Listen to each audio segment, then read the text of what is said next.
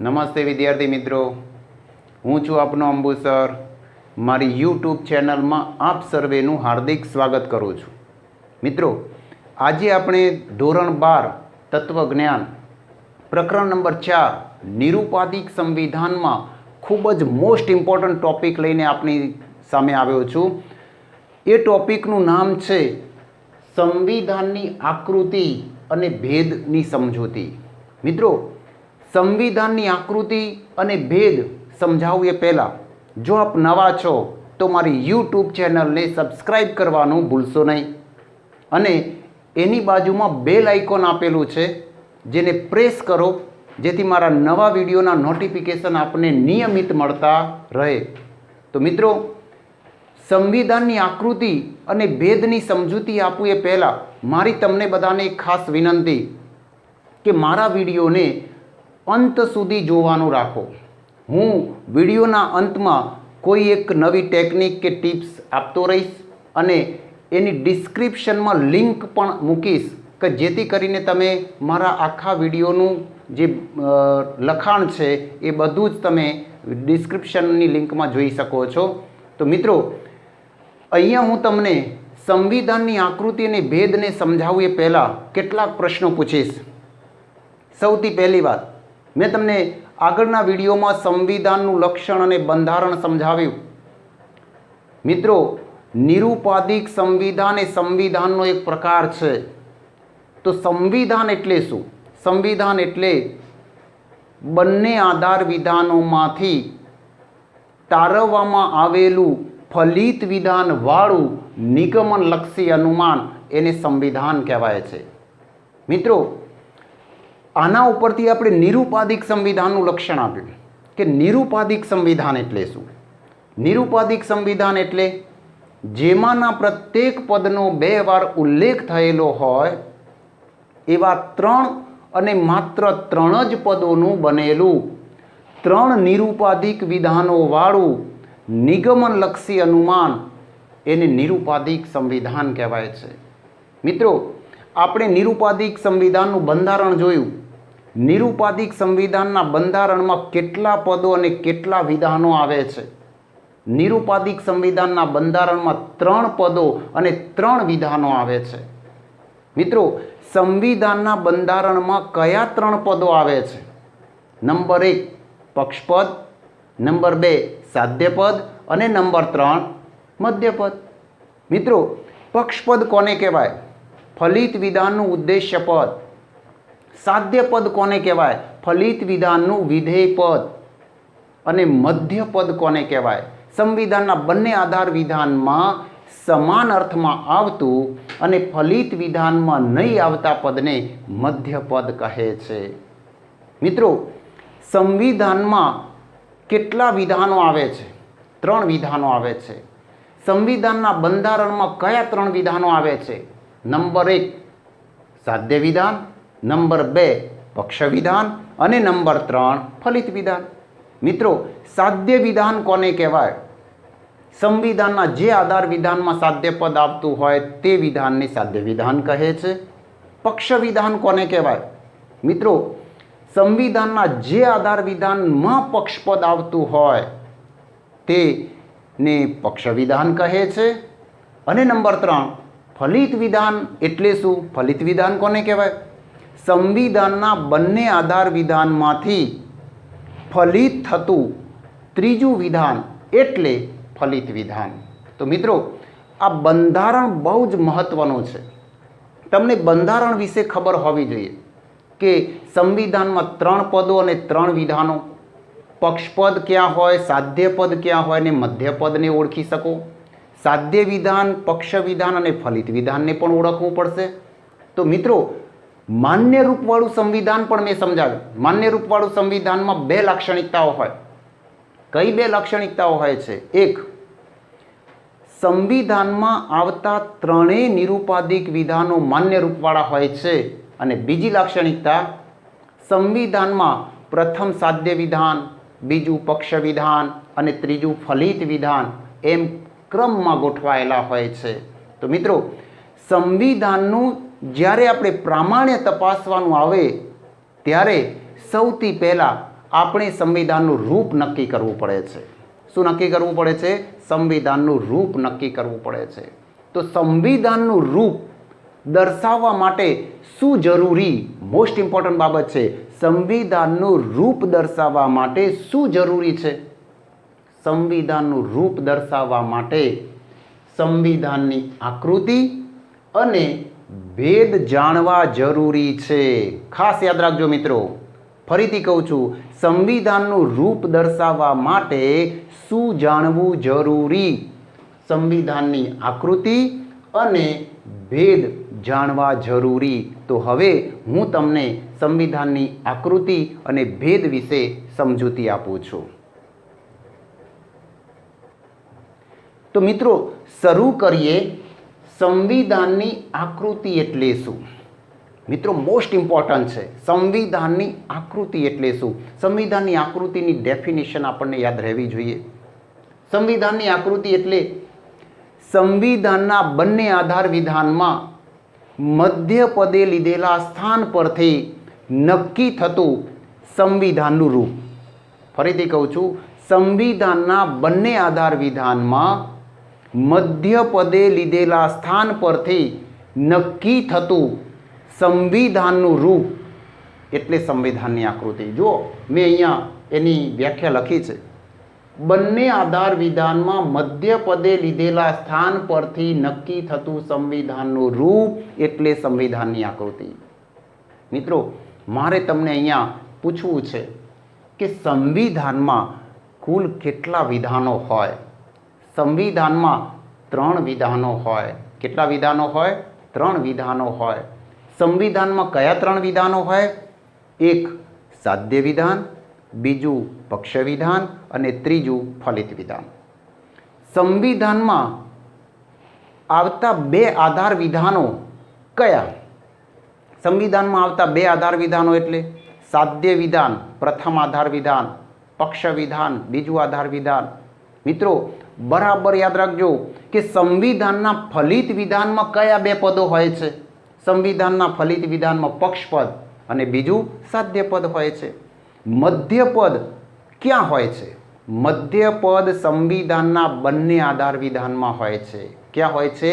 બંને આધાર વિધાનમાં. તો જુઓ, અહીંયા હું તમને એની સમજૂતી આપું કે સાધ્ય વિધાન, પક્ષ વિધાન, ફલિત વિધાન.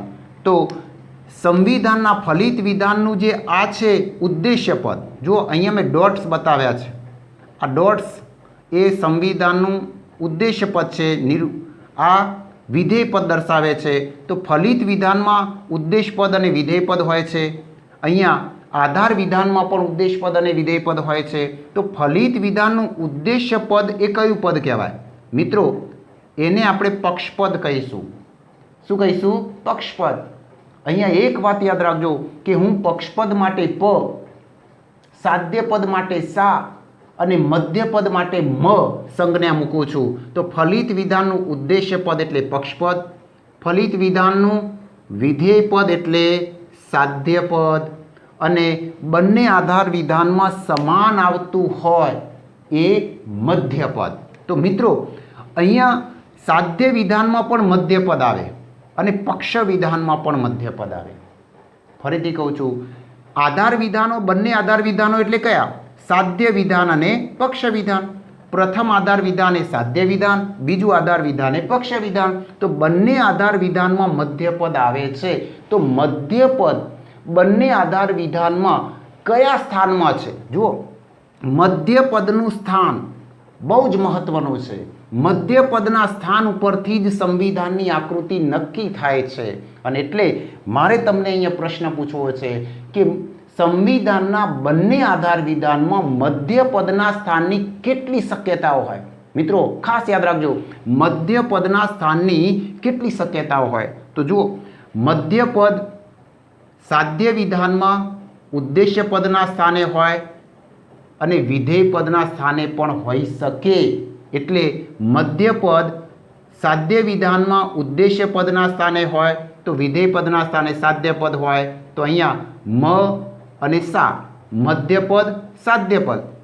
સાધ્ય વિધાનમાં કયા 2 પદો હોય છે? મધ્યપદ, સાધ્યપદ. પક્ષ વિધાનમાં કયા બે પદો હોય છે? પક્ષપદ, મધ્યપદ. તો મિત્રો એક વાત બરાબર યાદ રાખજો કે અહીંયા મધ્યપદના સ્થાનની શક્યતાઓ કેટલી?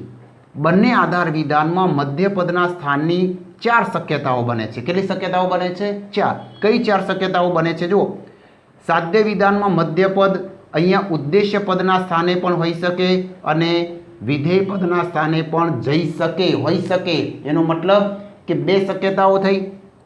પક્ષ વિધાનમાં પણ મધ્યપદ હોય છે. પક્ષ વિધાનમાં મધ્યપદ ઉદ્દેશ્ય પદના સ્થાને પણ હોઈ શકે છે અને વિધેય પદના સ્થાને પણ હોઈ શકે છે. તો પક્ષ વિધાનમાં પણ મધ્યપદના સ્થાનની 2 શક્યતાઓ થઈ. તો એનો અર્થ શું થયો કે સંવિધાનના બંને આધાર વિધાનમાં મધ્યપદના સ્થાનની કુલ કેટલી શક્યતાઓ બને? 4 શક્યતાઓ. કેટલી શક્યતાઓ બને છે મિત્રો? 4 શક્યતાઓ. તો અહીંયા 4 શક્યતાઓ મેં બતાવી. સાધ્ય વિધાનમાં ઉદ્દેશ પદના સ્થાને પણ હોઈ શકે, વિધેય પદના સ્થાને પણ હોઈ શકે. પક્ષ વિધાનમાં મધ્યપદ ઉદ્દેશ્ય પદના સ્થાને હોઈ શકે અને વિધેય પદના સ્થાને પણ હોઈ શકે છે. તો મિત્રો અહીંયા મધ્યપદના સ્થાનની કુલ 4 શક્યતાઓ છે. તો એનો અર્થ શું થયો?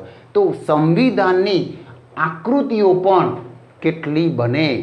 સંવિધાનની આકૃતિઓ પણ 4 બને. સમજાય છે મિત્રો? તો એટલા માટે અહીંયા સંવિધાનની ડેફિનેશન શું આપી કે બંને આધાર વિધાનમાં મધ્યપદે લીધેલા સ્થાન પરથી નક્કી થતું સંવિધાનનું રૂપ. ફરીથી કહું છું, બંને આધાર વિધાનમાં, બંને આધાર વિધાન એટલે સાધ્ય વિધાન અને પક્ષ વિધાન, બંને આધાર વિધાનમાં મધ્યપદે લીધેલા સ્થાન પરથી નક્કી થતું સંવિધાનનું રૂપ. અહીંયા સંવિધાનમાં મધ્યપદના સ્થાનની કુલ કેટલી શક્યતાઓ હોય છે? 4 શક્યતાઓ હોય છે. અને એટલે સંવિધાનની કુલ કેટલી આકૃતિઓ બને? 4 આકૃતિઓ બને. સંવિધાનની કુલ કેટલી આકૃતિ બને છે? 4 આકૃતિઓ બને છે. મિત્રો આ 4 આકૃતિઓ કઈ? બહુ જ ઇમ્પોર્ટન્ટ છે, સૌથી મોસ્ટ ઇમ્પોર્ટન્ટ ટોપિક છે. સંવિધાનની કુલ 4 આકૃતિઓ કઈ બને છે? આ 4 આકૃતિઓના નામ યાદ રાખજો. પહેલી આકૃતિ, બીજી આકૃતિ, ત્રીજી આકૃતિ અને ચોથી આકૃતિ. તો સંવિધાનની કુલ કેટલી આકૃતિઓ? 4. 4 આકૃતિઓના નામ બોર્ડની પરીક્ષામાં 2 ગુણમાં પૂછાયેલો પ્રશ્ન.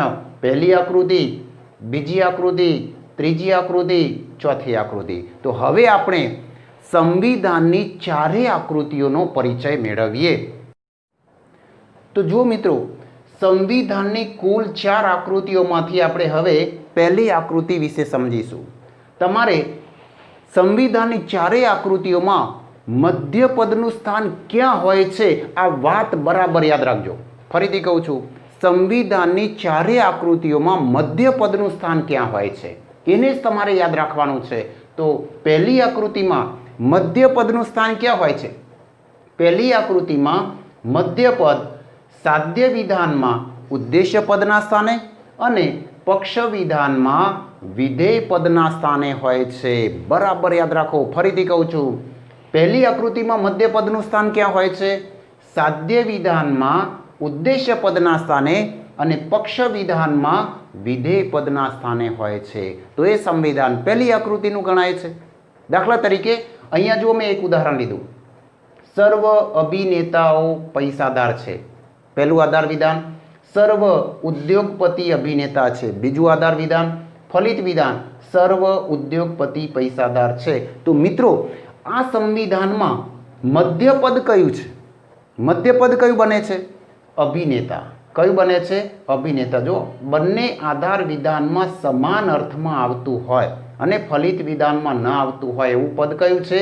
અભિનેતા. આ અભિનેતા જો પ્રથમ સાધ્ય વિધાન છે તો સાધ્ય વિધાનમાં ઉદ્દેશ્ય પદના સ્થાને છે. ક્યાં છે? ઉદ્દેશ્ય પદના સ્થાને. બરાબર યાદ રાખજો. જુઓ, આ ઉદ્દેશ્ય પદ છે અને આ બીજું આધાર વિધાન એ પક્ષ વિધાન છે. તો આ પક્ષ વિધાનમાં મધ્યપદ અભિનેતા કયા સ્થાનમાં આપેલું છે? વિધેય પદના સ્થાને. જુઓ, સાધ્ય વિધાનમાં મધ્યપદ ઉદ્દેશ્ય પદના સ્થાને અને પક્ષ વિધાનમાં મધ્યપદ વિધેય પદના સ્થાને. તો આ સંવિધાન એ પહેલી આકૃતિ ગણાય. હવે આ સંવિધાનનું આપણે રૂપ નક્કી કરવું પડશે. તમને આ સંવિધાનનું રૂપ નક્કી કરતા આવડવું જોઈએ મિત્રો. તો સંવિધાન કયા રૂપમાં રજૂ થાય છે? તો જુઓ અહીંયા પ્રથમ આધાર વિધાન એટલે સાધ્ય વિધાન. મેં સાધ્ય વિધાન માટે સાવી લખ્યું છે ટૂંકમાં. બીજું આધાર વિધાન એટલે પક્ષ વિધાન. પ્રથમ સાધ્ય વિધાન જ હોય, બીજું પક્ષ વિધાન જ હોય અને સંવિધાનમાં ત્રીજું વિધાન એ ફલિત વિધાન જ હોય. આ નક્કી જ હોય. તો પ્રથમ સાધ્ય વિધાન, બીજું પક્ષ વિધાન અને ત્રીજું ફલિત વિધાન. મિત્રો ફલિત વિધાનમાં કયા બે પદો આવે છે? ફલિત વિધાનમાં ઉદ્દેશ પદને શું કહેવાનું? પક્ષપદ. અને ફલિત વિધાનના વિધેય પદને શું કહેવાનું? સાધ્ય પદ. તો અહીંયા ફલિત ઉદ્યોગપતિ પદ એ શું કહેવાય? પક્ષપદ. અને પૈસાદાર પદ એ શું કહેવાય? સાધ્ય પદ. તો અહીંયા હું લખું છું કે ફલિત વિધાનમાં તો નક્કી જ હોય. જુઓ કે ફલિત વિધાન અહીંયા આ ડોટ્સ અહીંયા મેં બતાવ્યા છે એ ઉદ્દેશ્ય પદનું સ્થાન બતાવે છે અને આ વિધેય પદનું સ્થાન બતાવે છે. તો આ ફલિત વિધાન આ ઉદ્દેશ્ય પદ છે તો એને સ્થાનમાં પક્ષપદ અને ફલિત વિધાનના વિધેય પદના સ્થાનમાં સાધ્ય પદ. આ ફલિત વિધાનમાં આ બે પદોનું સ્થાન નક્કી જ હોય. ફલિત વિધાન એટલે હું તમને એક લાઈન બતાવું. ફલિત વિધાન એટલે પસા. ફલિત વિધાન એટલે પસા. બરાબર યાદ રાખજો. ફલિત વિધાન એટલે પસા. પસા એટલે પ એટલે પક્ષપદ, સા એટલે સાધ્ય પદ. હવે સંવિધાનના બંને આધાર વિધાનમાં મધ્યપદનું સ્થાન ક્યાં છે એને તમે બરાબર સમજો. અહીંયા મધ્યપદ કયું છે મિત્રો? અભિનેતા. મધ્યપદ કયું છે? અભિનેતા.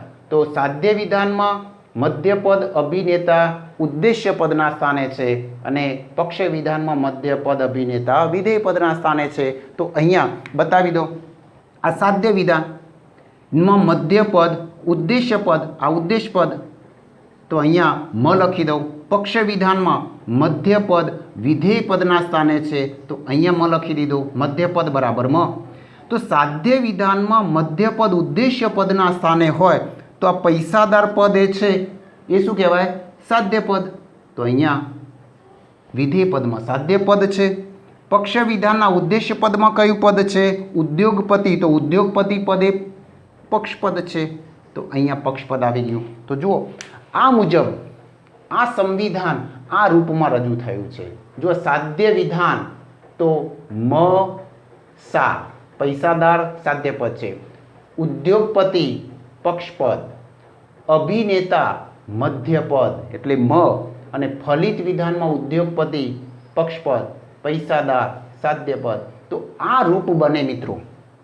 આ સંવિધાન આ રૂપ મુજબનું છે ને આ રૂપ એ પહેલી આકૃતિ કહેવાશે. શું કહેવાશે? પહેલી આકૃતિ. બરાબર યાદ રાખજો. આ રૂપને બરાબર યાદ રાખજો કે આ રૂપમાં રજૂ થયેલું સંવિધાન એ પહેલી આકૃતિ ગણાય. સમજાયું? જુઓ સાધ્ય વિધાનમાં મધ્યપદ ઉદ્દેશ્ય પદના સ્થાને અને પક્ષ વિધાનમાં મધ્યપદ અહીંયા વિધેય પદના સ્થાને આપેલું હોય તો એ સંવિધાન પહેલી આકૃતિ કહેવાય છે. તો મિત્રો હવે આપણે આ સંવિધાનની રેખાંકન કરી દઈએ. એટલે કે રેખાંકન કરીશું તો એની આકૃતિ બની જશે. આ રૂપ છે. હવે આપણે શું કરીશું? એને રેખાંકિત કરીશું. અહીંયા તો મેં તમને ખાલી આ ઉદ્દેશપદ વિધેયપદ ખાલી સમજાવવા માટે અહીંયા લખ્યું છે. અહીંયા જુઓ કઈ રીતે રેખાંકન કરવાનું બરાબર ધ્યાન આપજો. અહીંયા સાધ્ય વિધાનમાં મધ્યપદ અને સાધ્યપદ અથવા સાધ્યપદ અને મધ્યપદને તમારે રેખાથી જોડી દેવાના. આ જોડી દીધા. બીજું પક્ષ વિધાનમાં પણ પક્ષપદ અને મધ્યપદ અથવા મધ્યપદ અને પક્ષપદને જોડી દો. અહીંયા જોડી દીધા. હવે શું યાદ રાખજો બરાબર કે મધ્યપદ સાધ્ય વિધાનમાં અને પક્ષ વિધાનમાં મધ્યપદને મધ્યપદની સાથે જોડવાના. બંને આધાર વિધાનમાં જે સમાન આવતું હોય જો અહીંયા બરાબર સમાન કયું આવે છે? મધ્યપદને મધ્યપદની સાથે જોડો અને ફલિત વિધાનમાં પક્ષપદને સાધ્યપદની સાથે જોડો. તો આ મુજબની મિત્રો અહીંયા રેખાંકન થાય અને આ રેખાંકન એ પહેલી આકૃતિ કહેવાય. શું કહેવાય? પહેલી આકૃતિ. આને આપણે પહેલી આકૃતિ તરીકે ઓળખીશું. આ પહેલી આકૃતિ છે. બરાબર યાદ રાખજો. જુઓ મધ્યપદ આ સાધ્ય વિધાનમાં ઉદ્દેશ પદના સ્થાને, પક્ષ વિધાનમાં વિધેય પદના સ્થાને છે અને એને રેખાંકન કરીએ તો આ મુજબની આકૃતિ બને છે. આ આકૃતિ ઊંધા ઝેડ જેવી લાગે છે. કેવી લાગી તમને? ઊંધો ઝેડ. તો તમારે ઊંધો ઝેડ યાદ રાખવાનું. પહેલી આકૃતિ એટલે ઊંધો ઝેડ. હવે ઊંધા ઝેડમાં મધ્ય પદનું સ્થાન ક્યાં હોય? જો કોર્નર, ખૂણો, અહીંયા ઝેડનો સાધ્ય વિધાનમાં પહેલો ખૂણો એટલે અહીંયા ડાબી બાજુ એટલે ઉદ્દેશ્ય પદ, અહીંયા ઝેડનો બીજો ખૂણો પક્ષ વિધાનમાં, મધ્ય પદ જમણી બાજુ વિધેય પદ. તો આ મુજબ મધ્ય પદનું સ્થાન આ પહેલી આકૃતિ છે મિત્રો. તો પહેલી આકૃતિ કોને કહેવાય? ફરીથી કહું છું, પહેલી આકૃતિમાં મધ્ય પદનું સ્થાન ક્યાં હોય છે? કે સાધ્ય વિધાનમાં ઉદ્દેશ્ય પદના સ્થાને અને પક્ષ વિધાનમાં વિધેય પદના સ્થાને હોય તો એ સંવિધાન પહેલી આકૃતિ ગણાય છે. તો મિત્રો તમે હવે આપણે સંવિધાનની 4 આકૃતિઓમાંથી બીજા નંબરની આકૃતિને સમજીશું. જો બીજી આકૃતિમાં મધ્યપદનું સ્થાન ક્યાં હોય છે? બીજી આકૃતિમાં મધ્યપદનું સ્થાન બંને આધાર વિધાનમાં વિધેય પદના સ્થાને હોય છે. ફરીથી કહું છું, બીજી આકૃતિમાં મધ્યપદનું સ્થાન ક્યાં હોય છે? બંને આધાર વિધાનમાં વિધેય પદના સ્થાને. એટલે બંને આધાર વિધાનો કયા? સાધ્ય વિધાનમાં પણ વિધેય પદના સ્થાને હોય, પક્ષ વિધાનમાં પણ વિધેય પદના સ્થાને હોય તો એવું સંવિધાન બીજી આકૃતિ ગણાય. દાખલા તરીકે આપણે અહીંયા ઉદાહરણ સમજીએ. જો અહીંયા ઉદાહરણ મેં લખ્યું છે. બીજી આકૃતિ માટે અહીંયા એક સંવિધાનનું ઉદાહરણ આપ્યું છે. સર્વ વૈજ્ઞાનિકો બુદ્ધિશાળી છે. પ્રથમ આધાર વિધાન એટલે કે સાધ્ય વિધાન. કેટલાક શિક્ષકો બુદ્ધિશાળી છે. બીજું આધાર વિધાન એટલે કે પક્ષ વિધાન. તેથી કેટલાક શિક્ષકો વૈજ્ઞાનિકો છે. ફલિત વિધાન. તો મિત્રો આ સંવિધાનમાં મધ્યપદ કયું બને છે? તમારે સીધું મધ્યપદને ઓળખવાનું છે. બંને આધાર વિધાનમાં સમાન આવતું પદ કયું? બુદ્ધિશાળી. કયું? બુદ્ધિશાળી. જુઓ અહીંયા બુદ્ધિશાળી, આ પણ બુદ્ધિશાળી. સાધ્ય વિધાનમાં પણ મધ્યપદ બુદ્ધિશાળી, પક્ષ વિધાનમાં પણ મધ્યપદ આવે છે બુદ્ધિશાળી. કેમ? કારણ કે બંને આધાર વિધાનમાં સમાન છે. પણ આપણે એનું સ્થાન જોવાનું છે. સાધ્ય વિધાનમાં મધ્યપદ વિધેય પદના સ્થાને છે અને પક્ષ વિધાનમાં પણ મધ્યપદ વિધેય પદના સ્થાને છે. આ વિધેય પદનું સ્થાન છે. વૈજ્ઞાનિકો ઉદ્દેશ્ય પદના સ્થાનમાં છે. શિક્ષકો પક્ષ વિધાનમાં ઉદ્દેશ્ય પદના સ્થાને છે. આ શિક્ષકો અહીંયા ઉદ્દેશ્ય પદના સ્થાને છે ફલિત વિધાનમાં, અને વૈજ્ઞાનિકો વિધેય પદના સ્થાને છે. તો શિક્ષકો પદ એ પક્ષપદ બને છે. આ શું બનશે? પક્ષપદ. વૈજ્ઞાનિકો પદ શું બને? સાધ્ય પદ. અને બુદ્ધિશાળી પદ શું બને? મધ્યપદ. સમજાયું મિત્રો? તો અહીંયા આ પણ વૈજ્ઞાનિકો સાધ્ય પદ, શિક્ષકો પક્ષપદ. તો આ મુજબ પહેલાં તો પદો નક્કી કરી દો. એ પદો નક્કી કર્યા પછી જુઓ આ મુજબનું એક રૂપ તમારે નક્કી કરવાનું કે સાધ્ય વિધાનમાં આ ડોટ્સ ઉદ્દેશ પદનું સ્થાન બતાવે છે, આ વિધેય પદનું સ્થાન બતાવે છે. પક્ષ વિધાનમાં પણ આ ઉદ્દેશ પદનું સ્થાન બતાવે છે, આ વિધેય પદનું સ્થાન બતાવે છે. ફલિત વિધાનમાં પણ આ ઉદ્દેશ્ય પદનું સ્થાન બતાવે છે, આ વિધેય પદનું સ્થાન બતાવે છે. હવે આ ત્રણેય જે પદો છે એ પદોને ગોઠવી દો, રૂપમાં ગોઠવી દો. કેવી રીતે ગોઠવશો? ફલિત વિધાનનું ઉદ્દેશ્ય પદ એટલે મિત્રો પક્ષપદ અને વિધેય પદ એટલે સાધ્ય પદ. મેં તમને હમણાં જ કહ્યું ફલિત વિધાન તો પસા હોય જ. હવે મધ્યપદ બુદ્ધિશાળી જુઓ અહીંયા વિધેય પદના સ્થાનમાં આવે છે. આ બંને વિધેય પદના સ્થાનમાં છે. વૈજ્ઞાનિકો પદ સાધ્ય વિધાનમાં અહીંયા ઉદ્દેશ પદના સ્થાને છે અને પક્ષ વિધાનમાં શિક્ષકો પદ એ પણ અહીંયા ઉદ્દેશ્ય પદના સ્થાને છે. તો આ સંવિધાન આ રૂપ મુજબનું કહેવાય. હવે આ રૂપ ધરાવતું સંવિધાન એ બીજી આકૃતિ બને છે મિત્રો. શું બને છે? બીજી આકૃતિ. કેમ? કારણ કે મધ્યપદ બંને આધાર વિધાનમાં વિધેય પદના સ્થાને છે તો બીજી આકૃતિ કહેવાય છે. સમજાઈ ગયું? ફરીથી કહું છું કે બંને આધાર વિધાનમાં મધ્યપદ વિધેય પદના સ્થાને હોય આ મુજબ તો એ સંવિધાન બીજી આકૃતિ બને. હવે આપણે આ રૂપને રેખાંકિત કરી દઈએ તો કેવી રીતે રેખાંકિત થશે? જો મેં તમને હમણાં જ કહ્યું કે સાધ્ય વિધાનમાં સાધ્ય પદ અને મધ્યપદને જોડી દીધા. પક્ષ વિધાનમાં પક્ષપદ અને મધ્યપદને જોડી દીધા.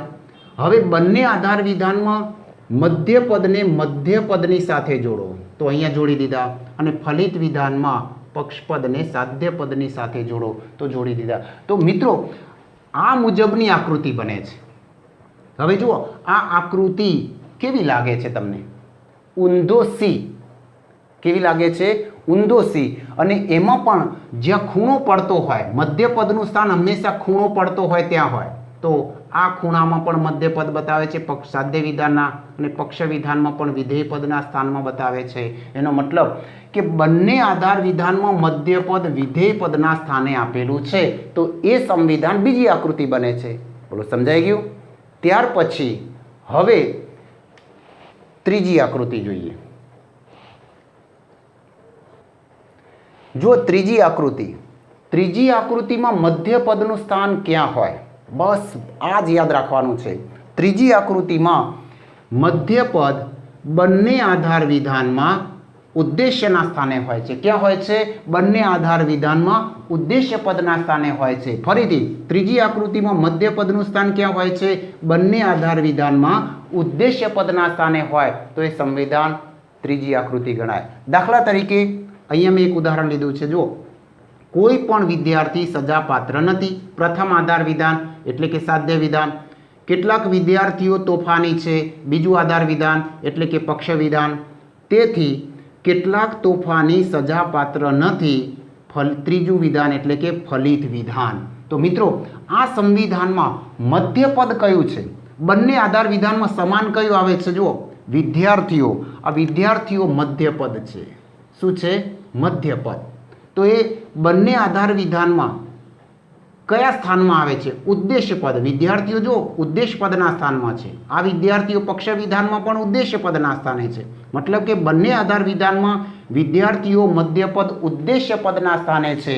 એનો મતલબ કે આ સંવિધાન એ ત્રીજી આકૃતિ બને છે. પણ ત્રીજી આકૃતિ કઈ રીતે બને એનું પહેલાં આપણે રૂપ દર્શાવવું પડે, પછી એ રૂપને રેખાંકિત કરવું પડે, ત્યારે એની ત્રીજી આકૃતિ બને છે. તો પહેલાં પદો નક્કી કરી દઈએ.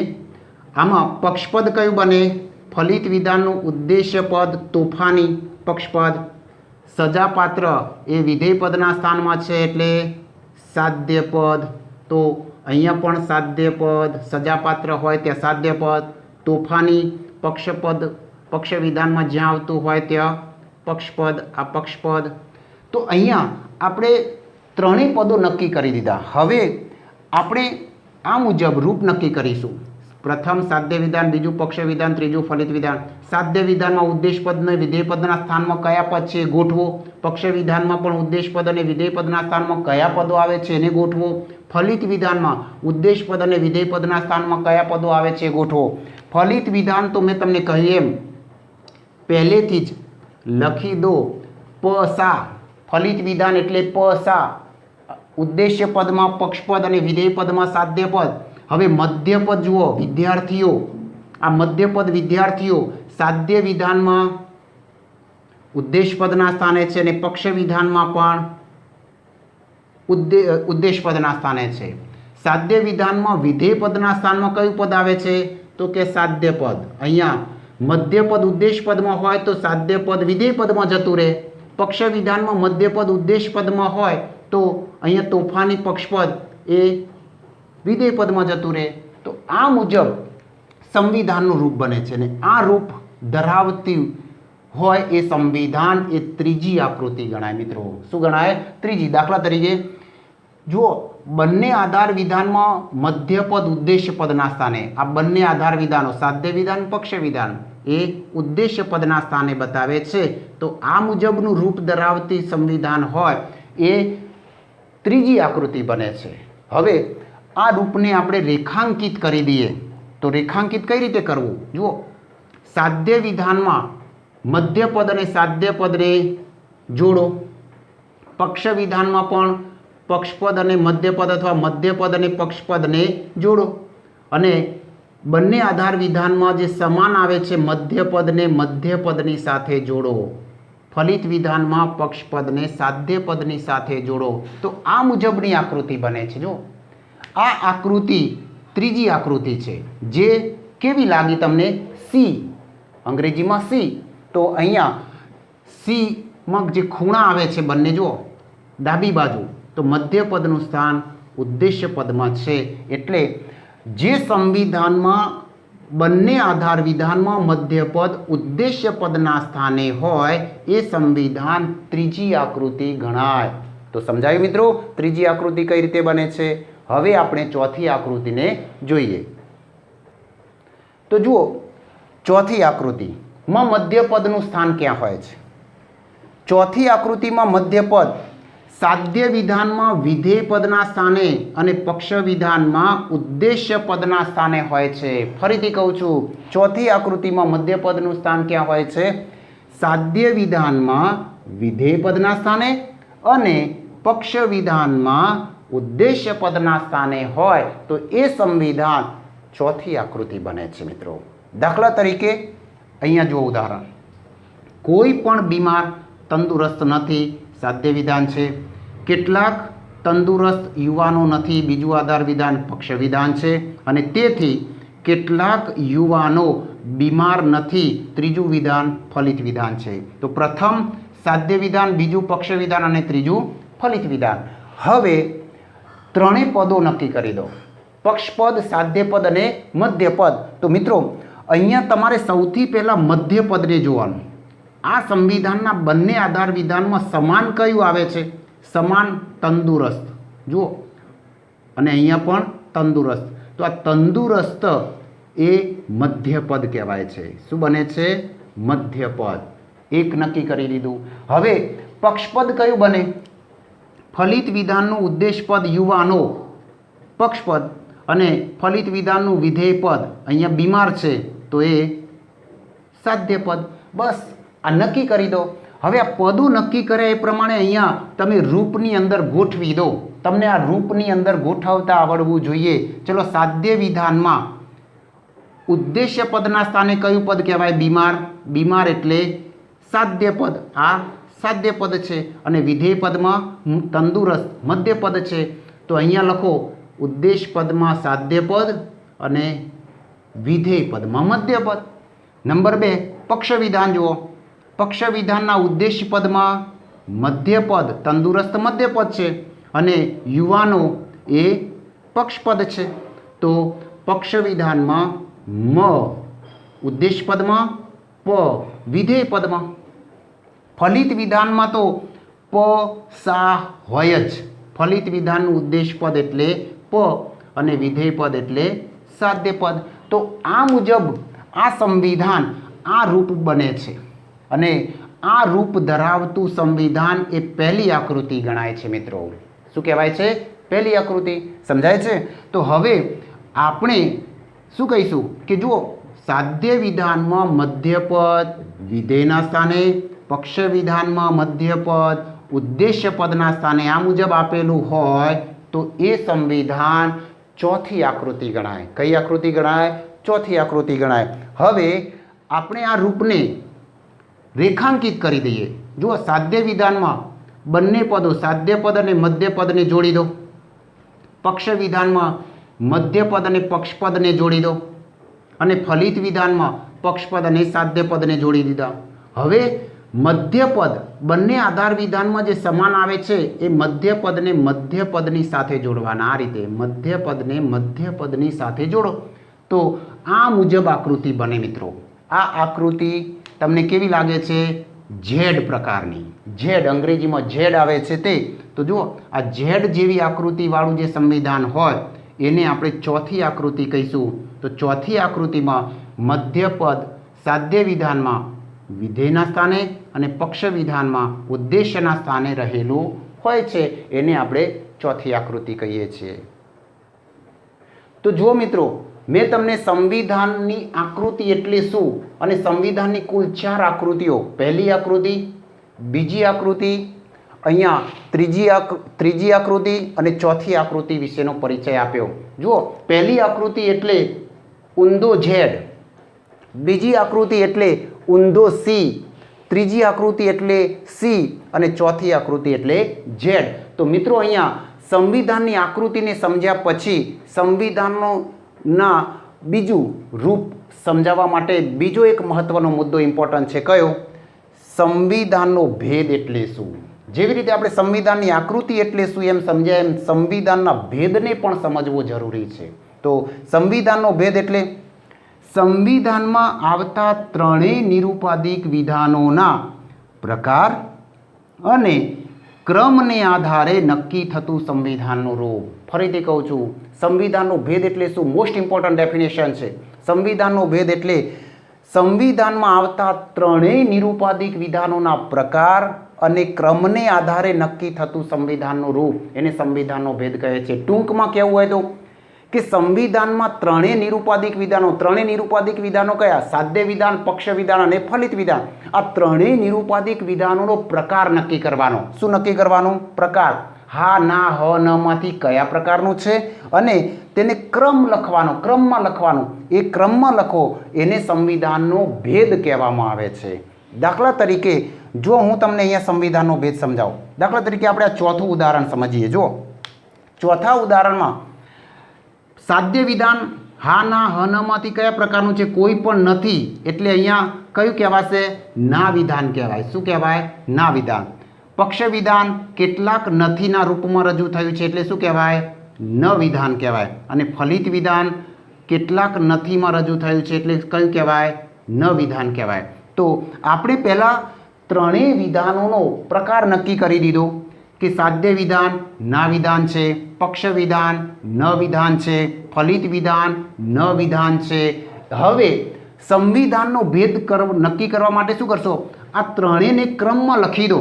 દાખલા તરીકે ના પ્રથમ સાધ્ય વિધાન ના, પક્ષ વિધાન ન અને ફલિત વિધાન ન.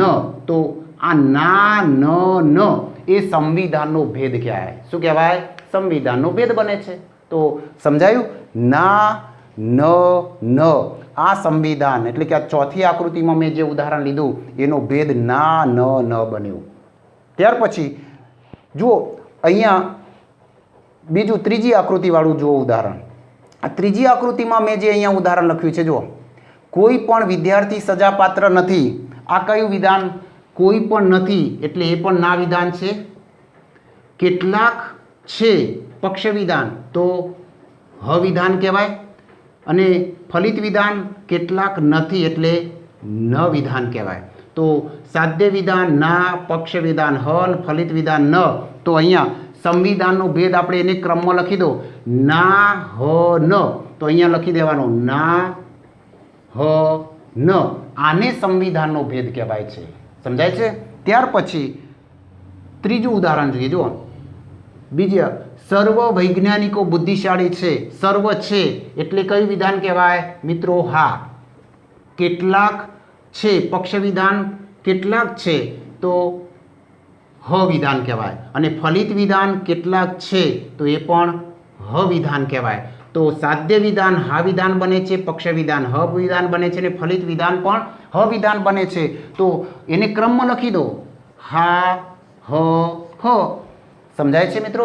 તો આને સંવિધાનનો ભેદ કહેવાય છે. એવું જો અહીંયા પણ મેં તમને જે ઉદાહરણ આપી દઉં, પહેલી આકૃતિમાં કયું ઉદાહરણ આપી દઉં? સર્વ અભિનેતાઓ પૈસાદાર છે. સાધ્ય વિધાન હા વિધાન છે. પક્ષ વિધાન સર્વ છેમાં રજૂ થાય એટલે હા વિધાન છે. ફલિત વિધાન પણ સર્વ છેમાં રજૂ થયેલું છે એટલે હા વિધાન છે. તો ત્રણેય વિધાનો હા છે. જો સાધ્ય વિધાન હા, પક્ષ વિધાન હા, ફલિત વિધાન હા. તો આપણે અહીંયા ખાલી આટલું જ લખવાનું કે સંવિધાનનો ભેદ હા છે. સમજાઈ ગયું? તો બસ આને કહેવાય સંવિધાનનો ભેદ. તો સંવિધાનનો ભેદ કઈ રીતે નક્કી કરવાનો? ત્રણેય નિરુપાધિક વિધાનોનો પ્રકાર અને ક્રમને આધારે નક્કી થતું સંવિધાનનું રૂપ. તો દાખલા તરીકે જુઓ મેં અહીંયા એક ભેદ લખ્યો છે, હા, હ, ન. મિત્રો માની લો કે આપણને કોઈ એમ કે આ હા, હ, ન ભેદનો અર્થ શું થાય? આમાં સાધ્ય વિધાન કયું બને, પક્ષ વિધાન કયું બને, ફલિત વિધાન કયું બને? પ્રથમ હોય એ સાધ્ય વિધાન. અહીંયા હા છે તો હા સાધ્ય વિધાન છે. બીજું હોય એ પક્ષ વિધાન અને ત્રીજું હોય એ ફલિત વિધાન. તો અહીંયા બીજા નંબરે હ પક્ષ વિધાન, ન ફલિત વિધાન બને છે. આવો અર્થ થાય છે. સમજાઈ ગયું? તો સંવિધાનનો ભેદ એટલે શું? પણ મિત્રો સંવિધાનમાં કુલ ભેદોની સંખ્યા કેટલી? શક્ય ભેદોની સંખ્યા કેટલી? તો જુઓ સંવિધાનમાં 3 વિધાનો, સાધ્ય વિધાન, પક્ષ વિધાન અને ફલિત વિધાન. હવે આ ત્રણેય વિધાનોમાંથી સાધ્ય વિધાન ચારમાંથી કોઈ પણ એક પ્રકારનું હોય, હા, ના, હ, ન માંથી. પક્ષ વિધાન પણ હા, ના, હ, ન માંથી કોઈ એક પ્રકારનું હોય. ફલિત વિધાન પણ હા, ના, હ, ન માંથી કોઈ પણ એક પ્રકારનું હોય છે. એનો મતલબ કે અહીંયા 4 ગુણ્યા 4 ગુણ્યા 4 બરાબર 64 શક્યતાઓ રહે વિધાનની, અને સંવિધાનની કુલ 4 આકૃતિઓ છે, એટલે 64 ગુણ્યા 4 બરાબર શક્ય ભેદોની સંખ્યા 256 જેટલી થઈ શકે છે મિત્રો. કેટલી? 256. તો સંવિધાનમાં કુલ શક્ય ભેદોની સંખ્યા કેટલી? 256. તો મિત્રો અહીંયા સંવિધાનની આકૃતિ અને ભેદ વિશે આપણે સમજ્યા. તો મિત્રો તમને મારો આ વિડીયો બહુ જ ગમ્યો હશે. જો તમને મારો આ વિડીયો ગમ્યો હોય તો જરૂર લાઈક બને છે, અને હજુ સુધી સબસ્ક્રાઈબ ન કરી હોય તો મને યુટ્યુબ ચેનલને સબસ્ક્રાઈબ પણ કરી લો. મિત્રો અહીંયા નેક્સ્ટ વિડીયો લઈને આવું, ત્યાં સુધી આપની રજા લઉં છું. થેન્ક યુ, ધન્યવાદ. જય હિન્દ, જય ભારત.